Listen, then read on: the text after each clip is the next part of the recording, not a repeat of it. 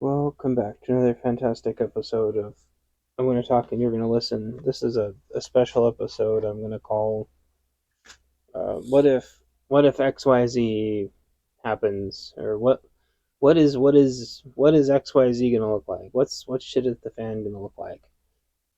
And I had this idea. Well, first of all, let's take a step back. I want to tell you how my day's doing. The cat shit in my potatoes. That's how my day's doing. Um, and impeding the apples. Apparently, the apples and the potatoes look like litter boxes. The apples, I guess, smell like a litter box, and the potatoes look like a litter box. So there you go. Lesson learned. Okay, so the lights were. I was trying to deal with all that today, and the lights started flickering, and the there was some kind of a power spike. Here in the Pacific Northwest, we have about a million billion names for everything. There's like 50 names for rain, sleet, snow, and hail, and we have a lot of names for the power being out too. I've simplified, not I think the prepper community in general has simplified it to just grid down. But interestingly, if because of how much shit I have that runs on batteries now, because I think I was holding my phone at the time, and the fan runs on a battery, and I think I had maybe noticed that the coffee pot was blinking 12, but like the coffee pot's probably always, I don't know. The coffee pot blinks 12 a lot, and then I looked at the microwave, and the microwave also has 12 on it a lot, and so I'm like, well, what the hell just happened? You know, and so I look around, and my wife's computer had rebooted, and mine doesn't like to reboot during power spikes, but hers likes to reboot.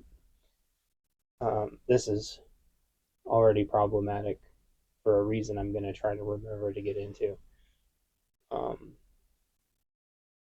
but I went and checked everything, and everything seemed fine. And I checked, was it poweroutage.us? Is that what it is? And made sure there wasn't some major thing going on. Now, some of you might say, well, if it's the big one, they're not going to tell anybody. They usually do, or it'll be on um, FEMA? No, NOAA.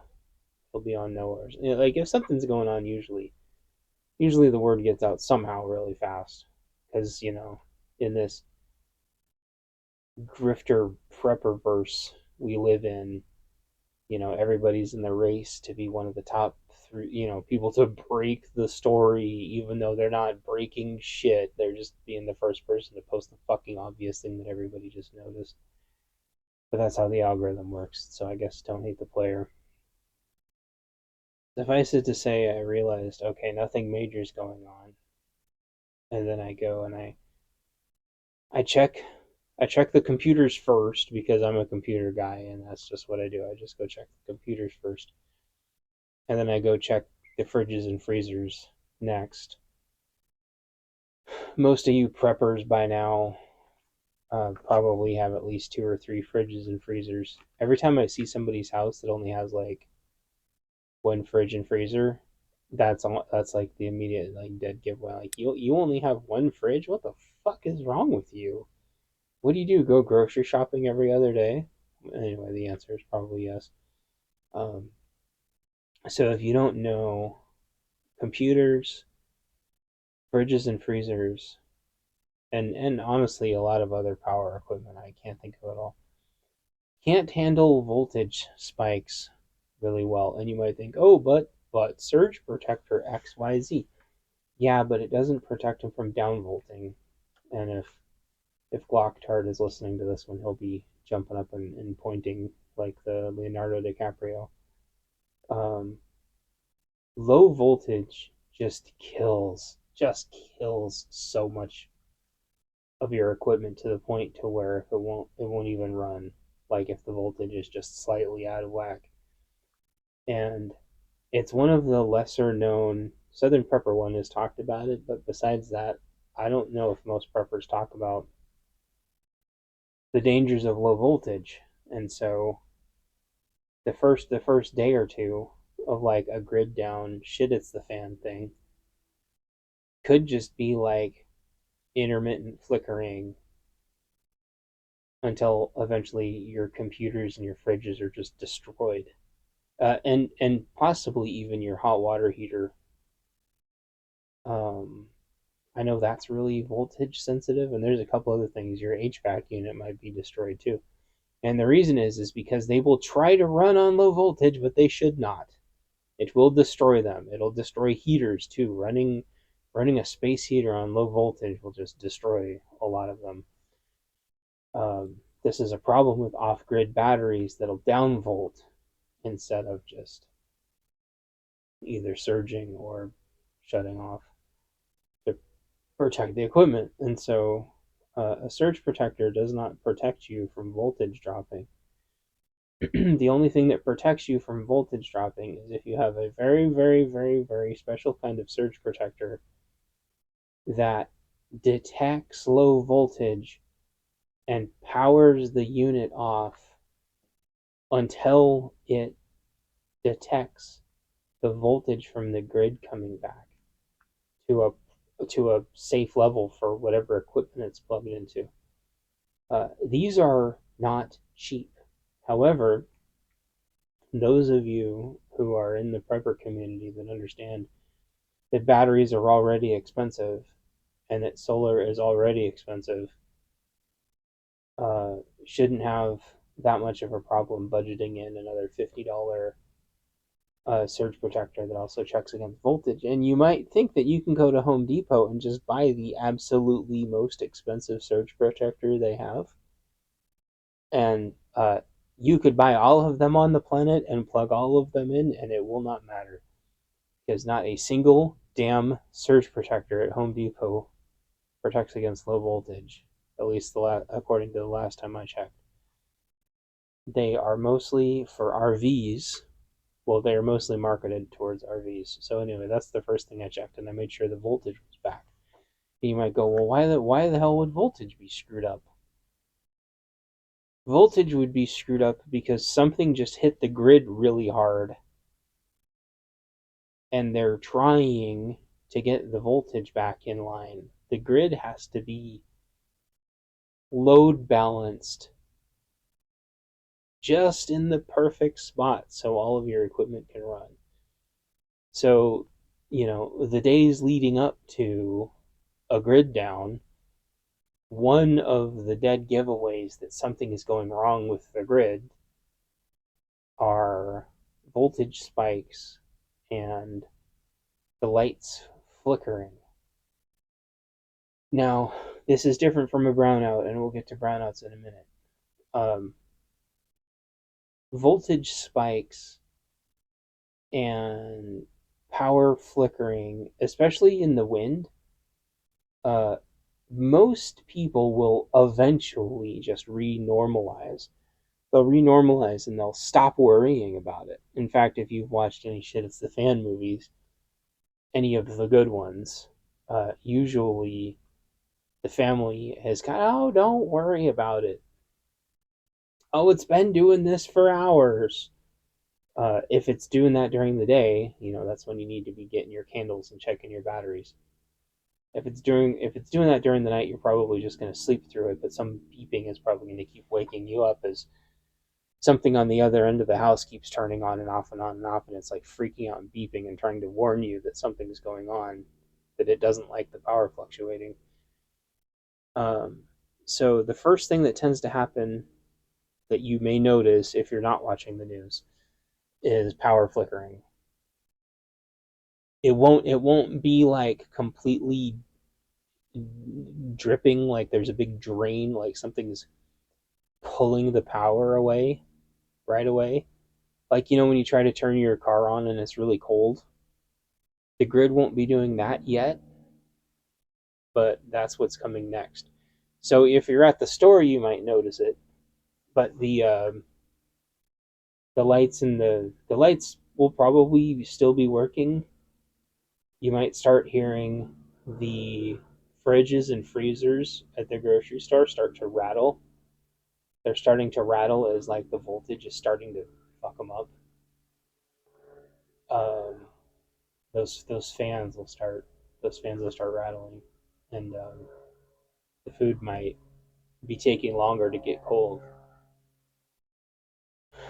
Um, but the debit and credit cards and stuff should still work. So if you're at the store, there's really no reason to panic yet. You tell everybody else, "Oh, this is fine. Oh, this is fine. This is fine." And then you buy all your shit, and then you get the hell out of there, and then call everybody and tell everybody immediately that, hey, the power was flickering and there is no reason. Now, if it's windy, although granted, you're still looking at a potential grid down environment. You're just looking at the very beginning of the grid down environment. Uh, if it's windy, at least you know like it's not the end of the world. And usually the power companies have everybody staged ahead of time. And so if you're watching the news and they're anticipating a storm, the news will tell you that they've got everybody staged into strategic locations, and you'll also see that they have a strategic reserve of transformers and stuff. Not the Michael Bay ones, the ones from China. Um, so that's if it's a storm.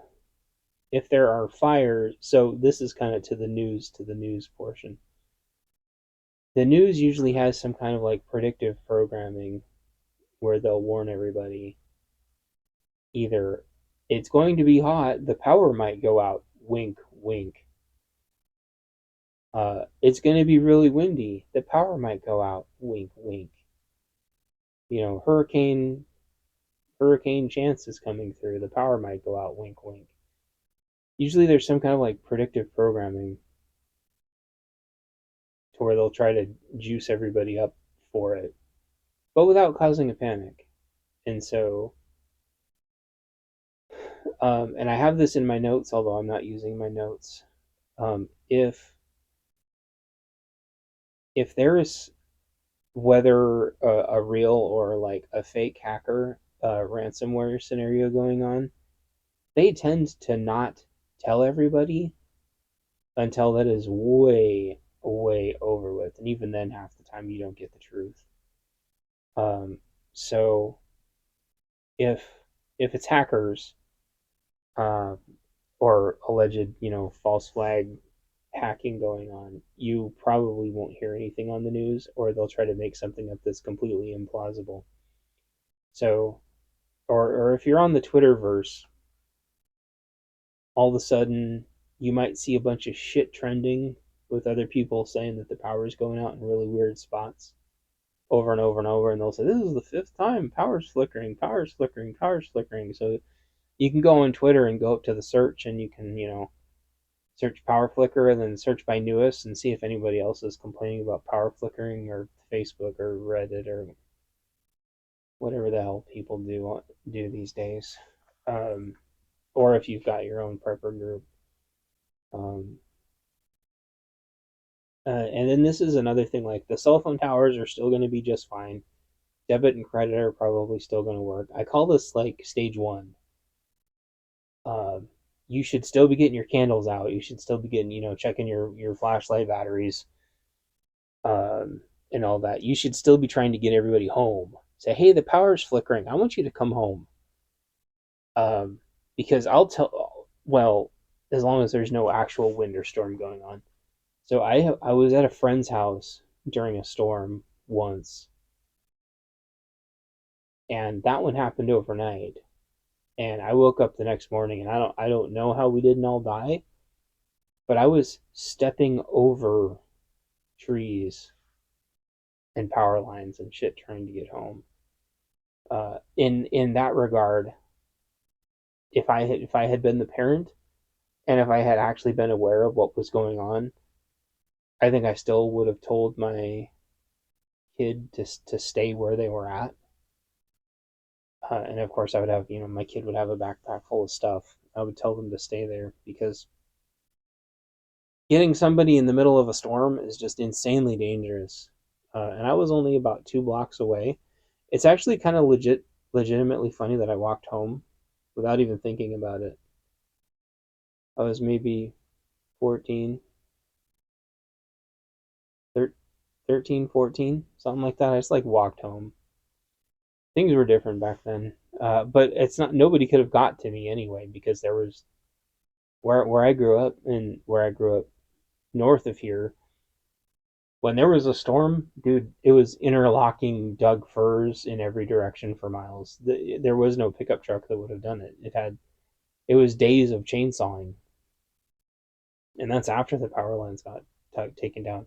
And I would still call that like stage three. And so I guess that's kind of the point, is like in a storm, especially some kind of hurricane, tornado, tropical depression, you can go from like stage one to stage three, stage one being flickering to stage three being absolute devastation pretty fast. Although on the East Coast, when there's hurricanes, usually they know days ahead of time.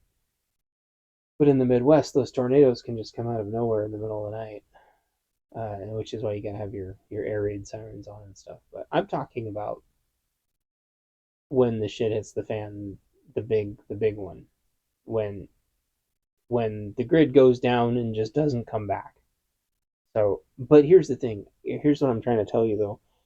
When these first flickers happen, unless they've been predictively programming everybody with like, oh, Russia's been setting up nukes in Venezuela.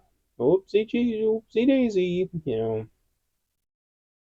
If usually they'll predictively prepare people for whatever, either whatever's going to happen or whatever preparations. They'll make up a fake story, but the preparations will still be for the correct thing. Um, to not panic everybody, which is why those balloons were out of like left field. Uh, I don't, I they'd known about those balloons for ages, and they were just hoping that we would never notice them, so they would never have to address them. So, um, so that's kind of like stage one. Let me check my notes really quick. Okay, they might also say that there's just tests being conducted, but it's nothing to worry about. Um, they might also say that like the load the load's really high right now, and they might have some experts on TV, and the load's really high right now, but it's well within the loads. That's what they say here to kind of assuage everybody that the power is not going to shut off, especially during the heat waves. Um, but that's what they said in Texas, and that's what they say in the Midwest too. They all the electrical co-ops. I don't really know what to call them. They've all gotten really good at preemptively telling everybody that, like, by the way, this storm that's coming is going to be well within the threshold. But that being said, and here's kind of the point to all this. Hello, Mr. Hopperson. Um, they don't ever actually really tell anybody when it's not going to be okay. And what was interesting about this last potential grid down that we had is the experts got on TV and they said, we're totally fine for this heat wave, but the next heat wave is going to be a real challenge. And I was like, oh shit, was he supposed to say that? And um, the reason for that is when there's a heat wave, when it goes outside of the little comfy norm that we have, everybody turning on their AC at the same time adds like 30% to the grid right off the top. And you might be mad about power companies wanting to be able to shut your power off and control your power, which a lot of them can do now. But if that's the difference between the grid being on and the grid being off, that's a really tough judgment call. Um, EVs, crypto, and AI notwithstanding, obviously. One of the other things I saw on the Twitters is people were saying they believed the power companies had set, and these were Portland whatever Portland's two electric companies are. I always forget PG&E and Pacific Core. Is that right? I don't know. Uh, I don't know if this is true, but they're saying that they had it tweaked so sensitively that if a tree even tapped a power line, it was enough to trip a breaker or something. I don't know if that was true, but I thought that was really interesting, and that was the only thing that really would have explained why everyone's power was tripping off so bad over and over and over again. Um, Likewise, I'll say, what will I say? Um, shoot, think for a second. I'll pause this and think for a second. Oh yeah, the um the thing in Europe that remember, do you remember this a couple months ago? This is how fast everything just like sweeps off the plate.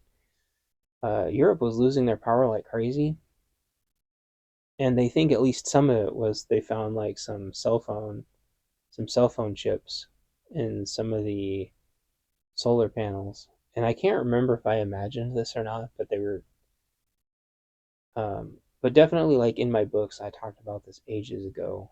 Is like finding backdoors in the servers and saying that our shit was broken and then sending us new shit, and that was actually the shit that was um, had the backdoors built in. And I could definitely see China building backdoors into the transformers and into the solar panels. Um, they could have already taken the grid down to begin with, but this makes it just even easier for China to take the grid down. I know a lot of people are sick and tired of hearing about China, and I am too. But regardless, like if we went into a protracted war with China, I have no doubt than that, and the fact that what was it, Huawei in charge of the 5G towers for the longest time. I think we may have gotten rid of those, but um, the reality is like everything's built in China. They could have kill switches and like an awful lot of stuff, and they could shut the grid down, and we might not be able to bring it back up. Especially, they're trying to switch us over to green energy, and they want us to move to solar so bad. But like a lot of the solar that we move to is not actually that efficient, and it's not actually that hardened versus the weather, and it could all easily just be backdoored if it's from China. So suffice it to say, there's a lot of things that could cause this stage one to happen, and then transition to stage two. So let's talk about stage two. Oh,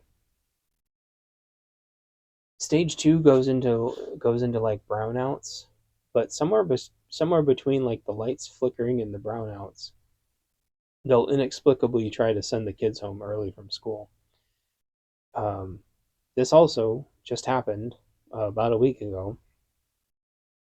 Portland Public Schools just inexplicably decided to send everybody home the day before Labor Day, despite the temperature only being like in the mid 70s or something like that. Everybody was extremely, extremely skeptical of this. And then the next week it was actually hotter and they didn't send the kids home.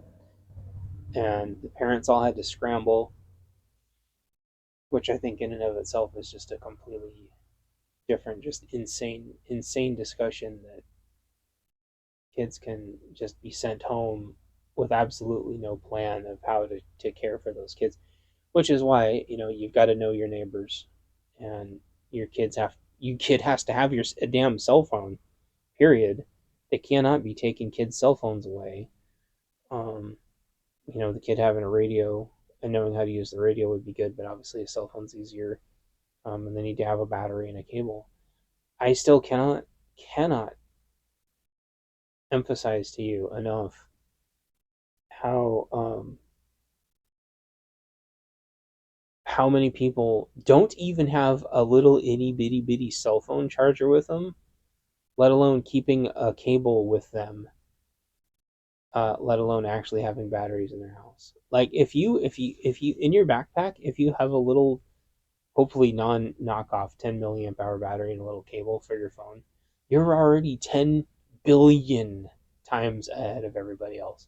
If you've got a battery in your house that can keep your fridge going for even a little bit, you're 10 billion times ahead of everybody else. And if you have a solar panel to charge that, you may as well just be in another universe compared to probably 99% of people out there. So a decent name brand, non knockoff 10 milliamp hour battery for your kid, they don't weigh anything, and they can check it every week or so. And you know, that alone could be the difference between you being able to connect with your kid and your kid disappearing for one reason or another.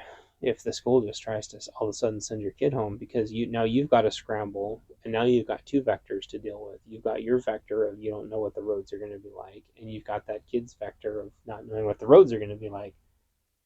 And it's happened to me in the past again, because where I grew up was really, really rough when it came to weather. And those buses got us home lickety split, but they had to take a bunch of back roads, and there was hundreds of trees down.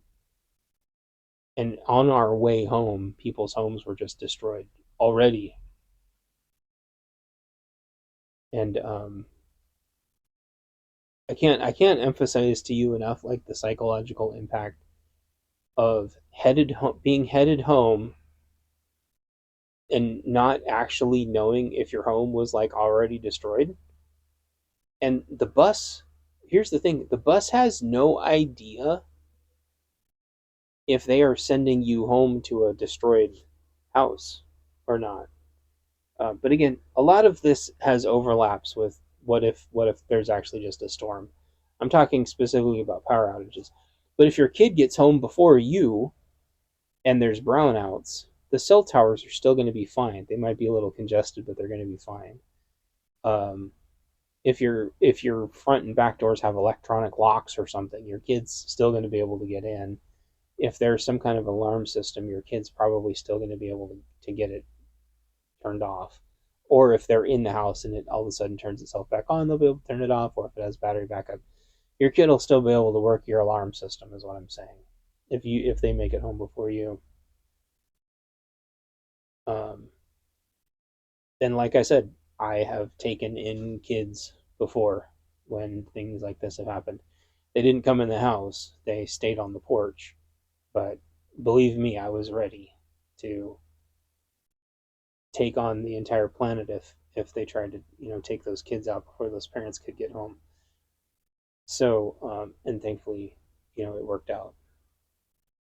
But not everybody's got somebody like me around, I guess. But you might have an older couple that's retired and just say, hey, if my kid shows up at your house, here's the secret knock or something, and here's the secret code. I don't know. And then obviously, keep that neighbor's phone number so the neighbors can call you, or so you can call the neighbors. Hey, is my kid there? Yeah, your kid's here. Yeah, okay, I text my kid texted me. He said he's there. Is he there? Is everything okay? Because so during the power flickering and during the brownouts, the cell phones are still going to be just fine. Let me check my notes here. The news rhetoric will have definitely changed in this stage two. They'll still be trying to tell everybody that everything's fine, and it's probably all within normal. Definitely during brownouts, you do not want to go to the grocery store because the stupid debit and credit machines will stop working. Even if power is kind of okay where you're at, power might not be okay wherever these things have to actually check in at. You do not even have to be in a full blown power outage for debit credit to be knocked out. And this knocks out the gas station pumps too. And so you might have to go inside and pay for gas, even if the power's on. I'll tell you that most grocery stores aren't set up to accept cash anymore. If debit and credit is down, the store might just shut down even if the power's on. So you got to check that. Gas stations can operate for quite a while without debit and credit down just because they're used to it. But especially in the cities have stopped taking taking cash in a lot of places. Just not because of the new world order or anything, just because the crime is out of control and not having cash has been keeping them a lot safer. But most gas stations still take gas. Gosh darn it, still take cash until the power's down. So if there's brownouts, you might only get half your tank filled up. But maybe if the power comes right back on, you might be able to get some more. But the thing is, the lines at the gas station get out really fast. So you got to get if I'm only saying if you happen to be at the gas station, certainly don't go to the gas station if there's the lights are flickering and if there's brownouts, because you can easily go from stage 1 to stage 2, lights flickering to brownouts in the time it takes you to get to the gas station and fill up. So the rhetoric on the news will change. They'll say something's wrong with the grid, but they don't know what. But the experts are looking at it. You also, if you're out and about, you might see the traffic lights flickering. In fact, the traffic lights might even be out, or a whole string of them might be out, and then some of them will be fine. So if you don't know how to conduct yourself at an intersection when the traffic lights are out, you just treat it like a four-way stop.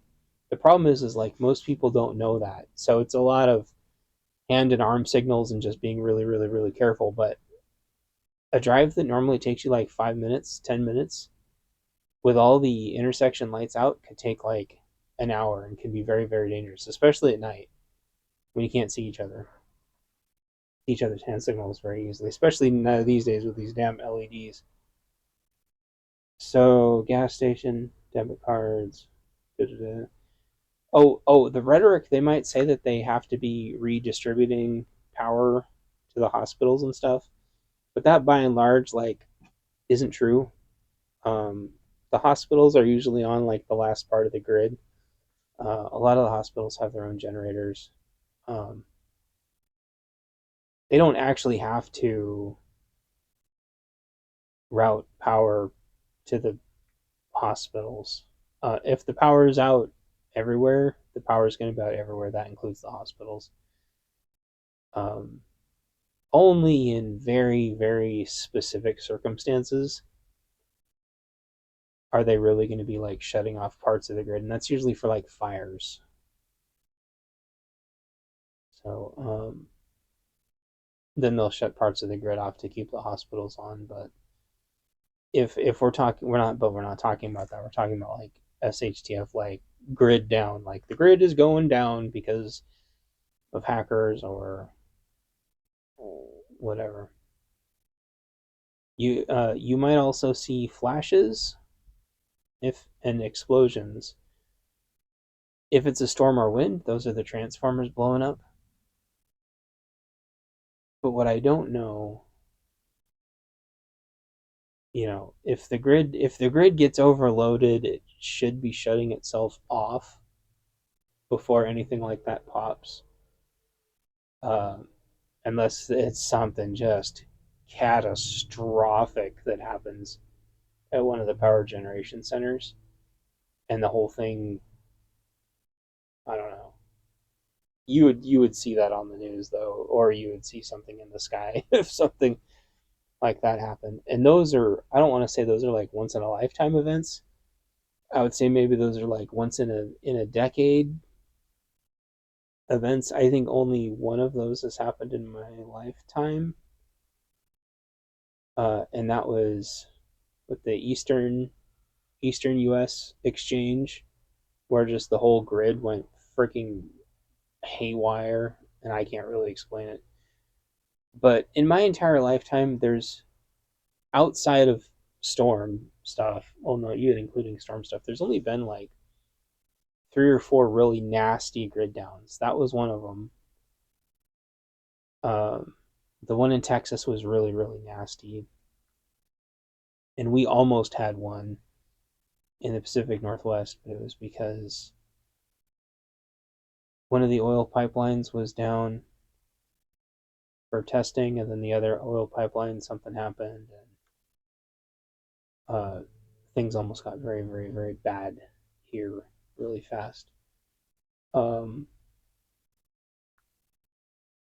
Other than that, I mean, they're usually either storms, so they're usually either snowstorms, heat storms, hurricanes, tornadoes, um, hacker events, fires. Um, so yeah, well, I guess what I'm trying to say is the grid usually doesn't just catastrophically go down by itself.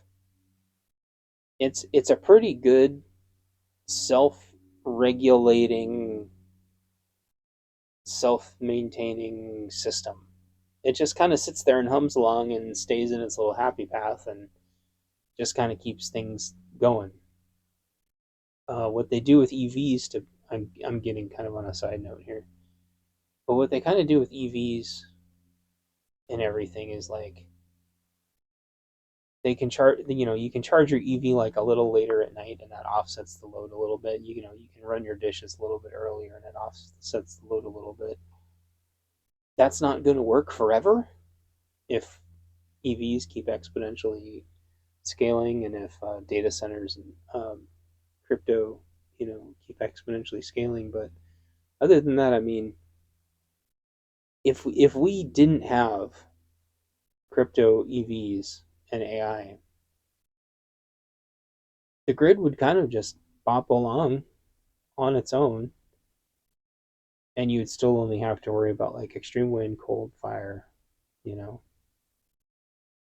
most people wouldn't even know what the grid does, and they'd be happy with their power bills because their power bills would be really low and stuff. But uh, when you're dealing with brownouts, that means something's like tugging on the grid over and over and over, like a car trying to start, but the battery being almost dead. It usually doesn't come back on by itself right away until whatever it is has passed. But if nothing's going on that you know of, if none of those storm events that I keep mentioning are going on, if you're not at a solar maximum uh, with a bunch of level 5 whatever they're called, sun farts coming at you, and there's no thermonuclear war going on, and if you're not being EMP, by high altitude, high yield, nukes over and over and over again, um, nothing should be taxing the grid. That's my point. Um, Thankfully, space weather is really easy to check now. And so, charge your devices, charge your battery. When there's brownouts, you know, still with the candles, still, still with the batteries. Especially check your batteries for corrosion. I don't know how many of you I've talked to now that have all seen your batteries being corroded. Um, that's kind of the limit of my notes. Um, but check your bigger batteries, because here's the thing: like your bigger batteries take a lot longer to charge, and it's going to take them a lot longer to charge, especially in brownouts. Now, if morning is coming soon, then you might want to stage all your temporary solar to throw your temporary solar out. What I still haven't done is I still haven't switched all my fridges and freezers over to voltage surge protectors. I have one of them moved over, but I haven't moved the other one over. And yeah, my heart skipped a beat today because if that power, if your power spikes, that stage one, if that power spikes over and over and over again, and then your power starts like dipping and you go into brownouts over and over and over and over and over again, like you've got to shut your computer off and you have got to unplug your fridges and freezers. Um, and hopefully you will have started freezing your water bottles, like filling every single water bottle you can with water and throwing them in the fridge and freezer, because that's what's going to save, especially if it's warm out. That's what's going to save your food long term. If your fridge can only do like 12 hours or something when it's insanely hot out, even if you don't open it. If you start throwing a bunch of like frozen water bottles in there, your fridge will last a lot longer. So if you've got like warm water bottles and the lights start flickering and you're like, these are starting to feel like brownouts, you should already have your fridge and freezer full of water bottles. Especially if you know somebody's coming back from the store with food and they're already like halfway home anyway. Um, because having hot water in your hot water tank is kind of like a thermal battery, and having frozen water bottles is kind of like having a thermal battery. You're storing energy. And my dad had like two or three freezers. They were all full of old 2 liters of water, and it wasn't to drink. It was just the offset. Um, you know that ended up not being what took his fridges and freezers out. I think a mouse or a rat eventually chewed through the cable, which that's a different problem. But you should have somebody like you should have somebody storing up all the water anyway. Um, and water bobs are what everybody talks about. Like you need to have, especially if you have like roommates or whatever, you got to tell them like, hey, if we're ever not home and the water or not the water, if the electricity starts getting really weird, and you know that you need, like, especially if you're on city water, you fill up the water bombs. They're just a giant water balloon that hook up to, you can fill them up. You can fill them up really fast. You got days and days and days and days and days of water that way. Because if you're on a well, and this is what the Livingston Man had on his last episode, he didn't have a grid down situation. He had a water pressure situation, but he was talking about having to manage 100 gallons out of a 300-gallon tank on a well all day long. And if you've never, all night long, and if you've never been on a well, managing grid down on a well is like insane. Um, just because we're already preppers, we've been able to ride through it. Um, but I think my neighbor finally put in an exchange, only to find out that my batteries won't run it because I don't have 240 split phase, which I explain all that in Bunker Basics. By the way, almost all this is explained in my Bunker Basics book. But having those power flickers today made me want to get this out, and kind of phrase it a little bit different. But if you don't have split phase 240, almost all the bigger well pumps, run on that. And that's the same as your washer, dryer, and stove. Those big, big, big plugs, right? Um, and if you're going to run your well pumps off of a generator, not batteries, you need to make sure that your generator can handle it, and you're going to have to be managing that water. So, and that could mean making sure all your faucets are, all your like outdoor auto faucets are off. If you're watering the garden, you might lose your garden, or you might have to get that water from another source. Um, so that's all like phase two stuff, because you got to be planning for phase three, which is just total grid down. And so somewhere between phase two and phase three, along with checking all my batteries and everything else, usually the last thing, which it really should be the first thing, but the last thing I check is my radios.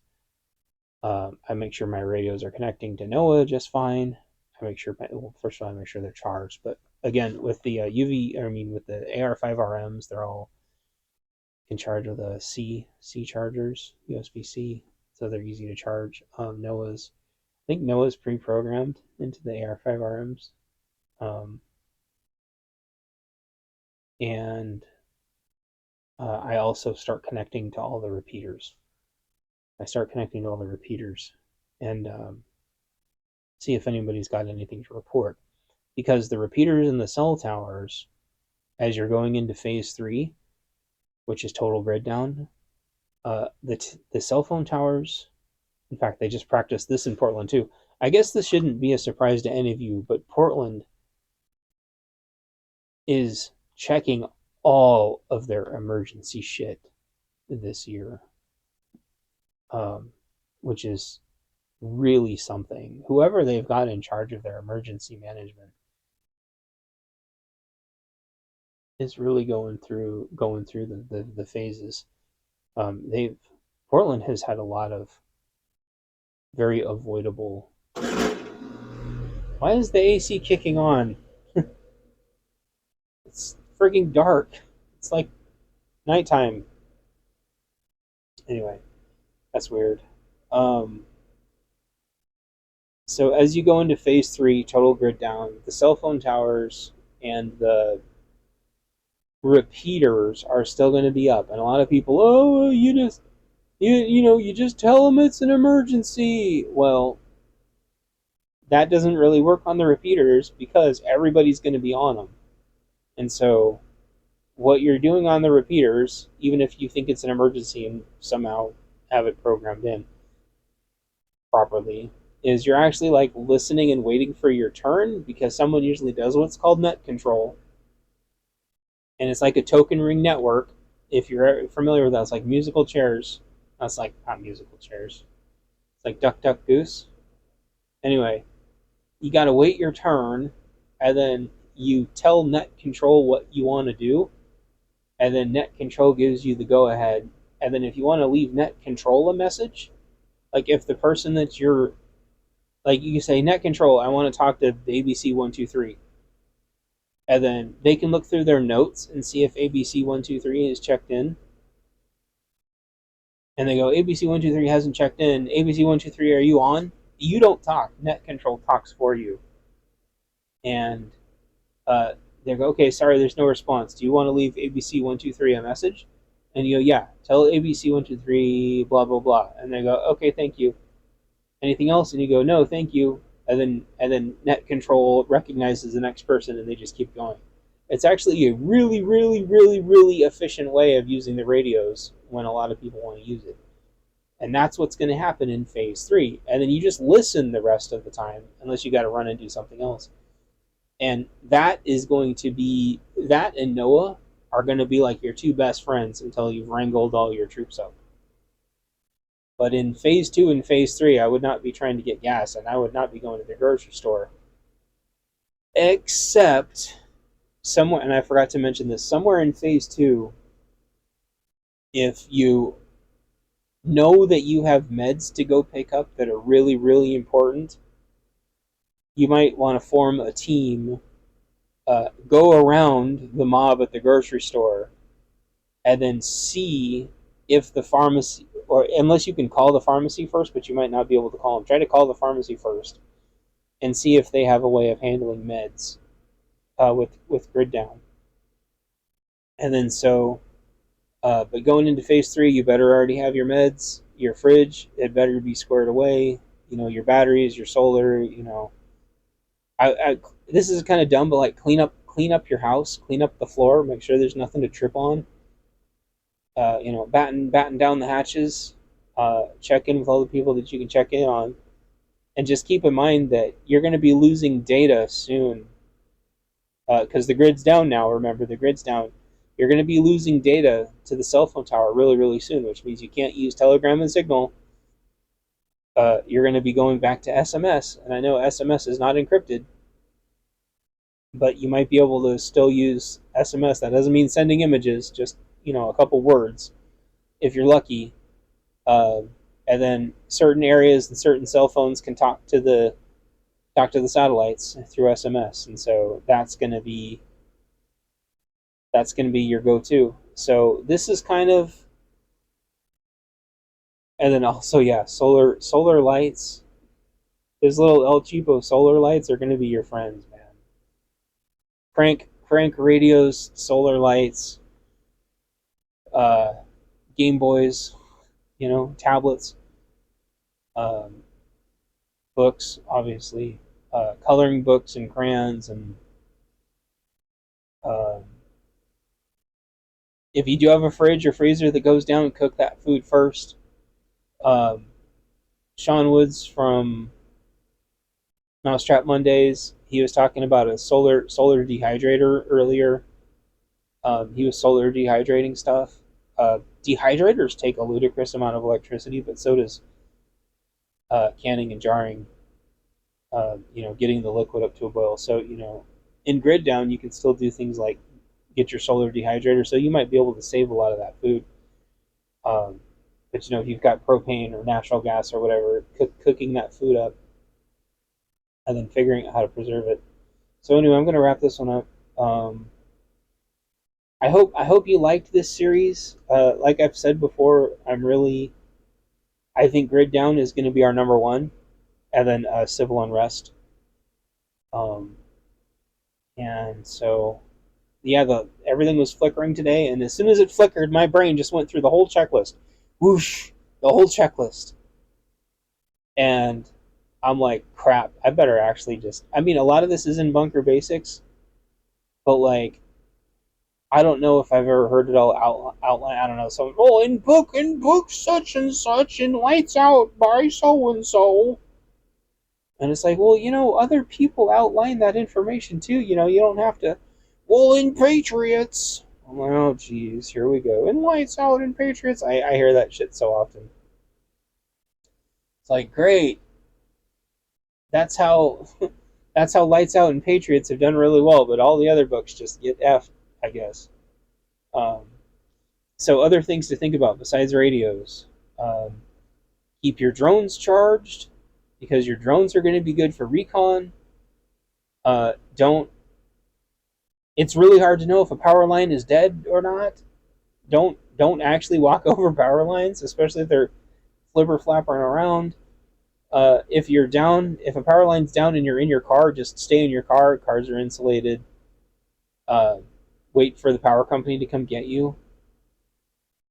Um, don't put your mouth on it, and hope that it's not the end. Um, you should, with grid down, if it's a storm scenario, you should be planning for 10 days of grid down. And if it's the end of the world, you got to be planning for forever grid down. But some of these families, they've got a lot of family members, and they've got a lot of resources to draw on, and you might not have a lot of resources to draw on, and when it's cold, your wife or your daughter, they might want to go in the car to warm up because it's too cold for them. And you've got to, if you're the man with the penis and balls, you have to figure out how to provide some semblance of reasonable comfort for your family when the grid goes down. And each area, the grid has a different nasty time to go down for everybody. Now, I know I'm not talking about that. I'm talking about, the shit it's the fan grid down because of hackers. I think it's going to be a hacker grid down. But it also could be lone wolf, you know, nut jobs attacking the grid, or sleeper cells attacking the grid. We've also had just complete nut jobs attack the grid simultaneously before, and it happened on an absolutely horrible like weather time for it to happen. But the sleeper cells can do it. But it's going to be hackers and sleeper cells attacking the grid. Um,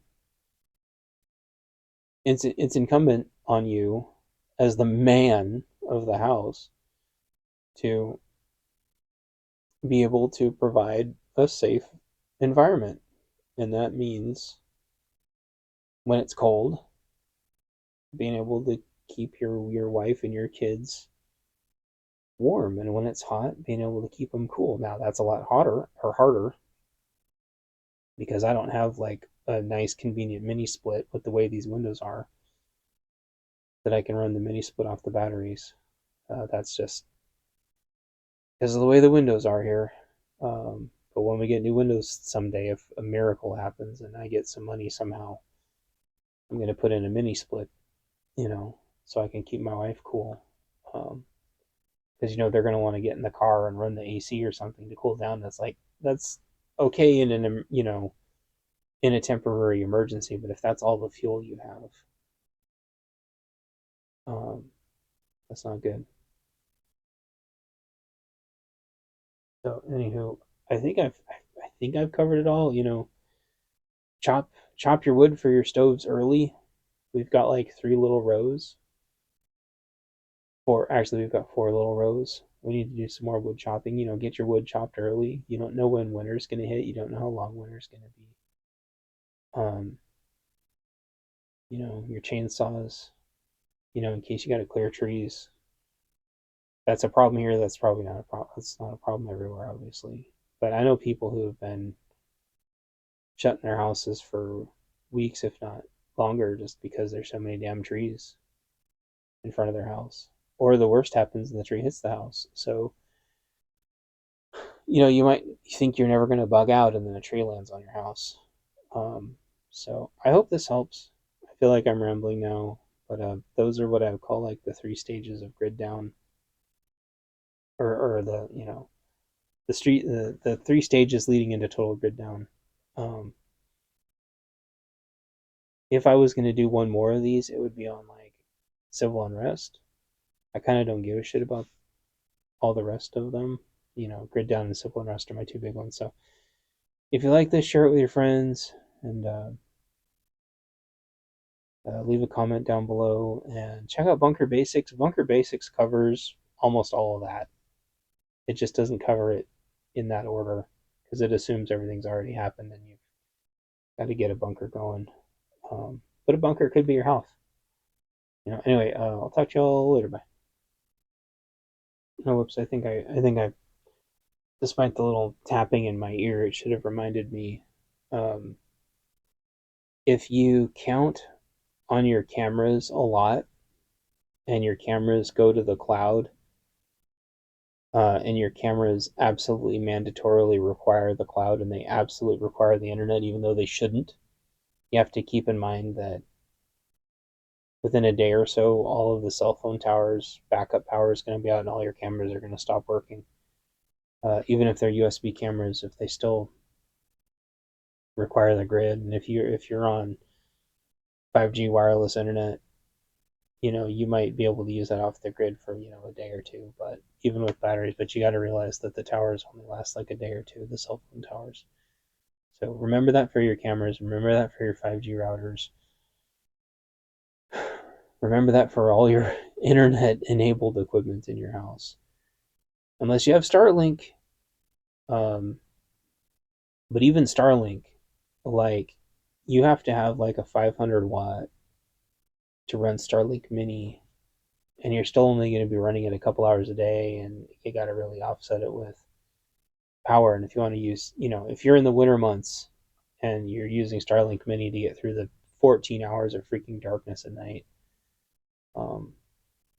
those are all really things you need to think about. And I think I'll end it with this. In my opinion of a perfect grid off-grid setup, you have little batteries for the kids, and then medium batteries for um,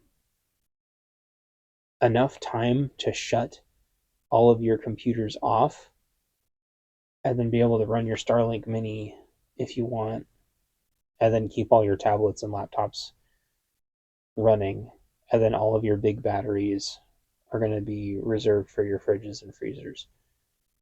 And then you use solar on the big batteries and the medium batteries, and then you use all of your excess power to trickle that electricity back down to recharge everything.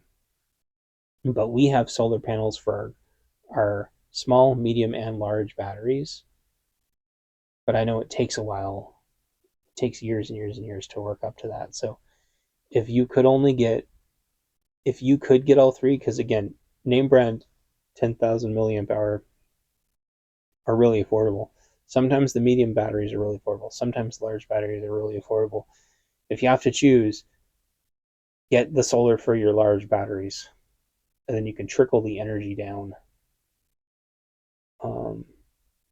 Gosh, I'm probably going to think of more things, but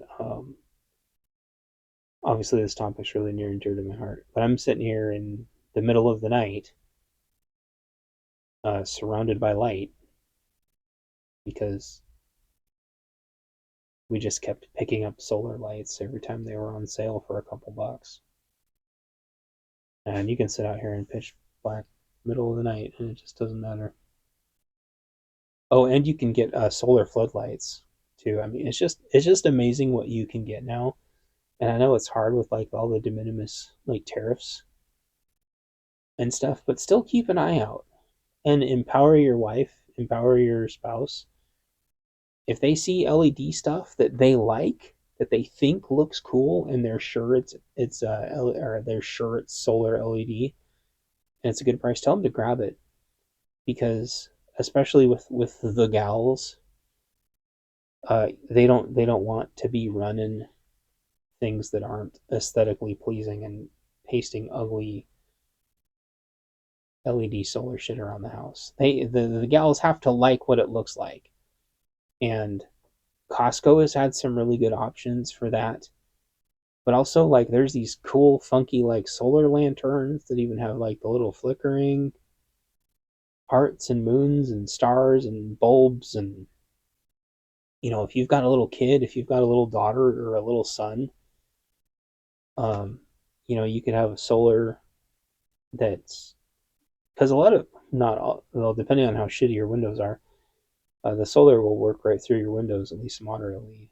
And, you know, you can have solar, you know, lights in, you know, both of your kids' rooms if you're blessed enough to have multiple kids. And, you know, that can be their night lights when the grid's down. And that I think that goes a long way. Plus, like, you're preventing a lot of accidents from people tripping and falling. There was another point there. Light discipline is a thing, but I'll just tell you now, if you can just convince everybody to get solar, and if everybody's running generators anyway, light discipline is not that big of a deal. In a prolonged grid down, well, even in a prolonged grid down, all these lights are still going to be on unless I take them off. And obviously, if you have like night vision and 24-hour patrols, you're going to be attracting people. But, you know, if you got like silenced 22s and night vision, that honestly shouldn't be too much of a problem for you, unless you attract the big dogs. But I don't know how much I want to talk about protracted grid down, because protracted grid down is actually just like full on civilization collapse. So anyway, I wanted to bring up those last little bits. Please check out my Bunker Basics book. I cover all this. I tell you how to figure out all your electrical stuff. And okay, I'll talk to y'all later for reals this time. Bye-bye.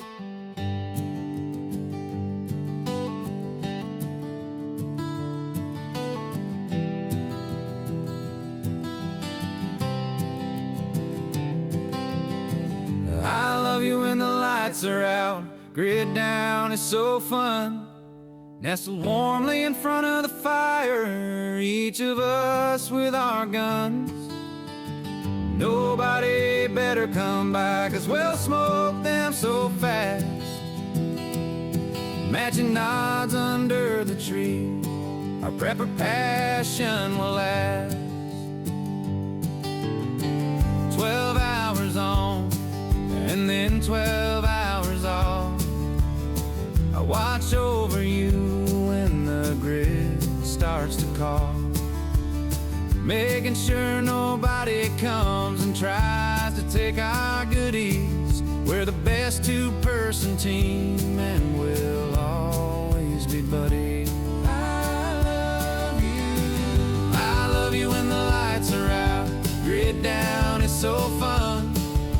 nestled warmly in front of the fire, each of us with our guns. Nobody better come by, 'cause we'll smoke them so fast.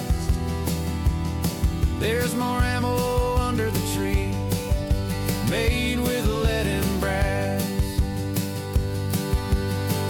Grid down during the day is boring, but there's still things to do. Making sure the solar panel runs and the fridge food won't be good. We just have to survive during the day, but the night will be here soon. Then I'll be awake from my shift. In the meantime, I dream about you. I love you when the lights are out.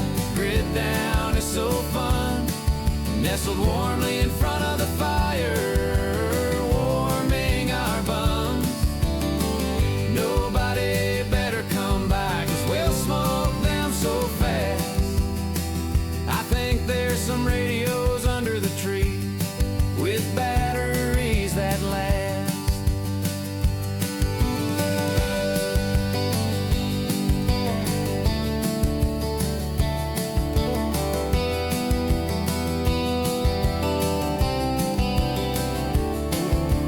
Sure, I want the power to come on, but not too soon. I get to be your hero for a while, and we'll rotate at noon. Check my notes, I think I heard there was a caravan of goons. Wake me up and we'll ambush them together, just me and you. I love you when the lights are out. Grid down is so fun. Nestled warmly in front of the fire, each of us with our guns. Nobody better come by, 'cause we'll smoke them so fast. Matching camo under the tree, I hear